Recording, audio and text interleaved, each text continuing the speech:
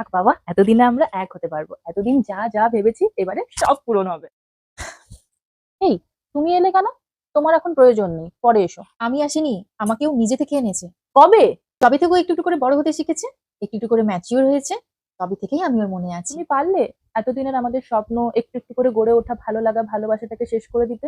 আমি কিছু করিনি, ও নিজে থেকেই আমাকে বেছে নিয়েছে। আরে বাবা, তোমরা তো সারা জীবন থাকতে পারবে একসাথে, এই কটা দিন অন্তত আমাদেরকে একসাথে থাকতে দাও। আমার কিছু করার নেই, ও বলে দিয়েছে ওর জীবনে এখন আগে আমার জায়গা, তারপরেই অন্য কিছু। আমার জায়গা আগে মানে? মুহূর্তের মধ্যে সবকিছু শেষ করে দিল? এতদিনের স্বপ্ন ভালো লাগা সব শেষ? শেষ হয়নি, ও বলেছে পরে তোমাকে ওর জীবনে নিয়ে আসবে। পরে?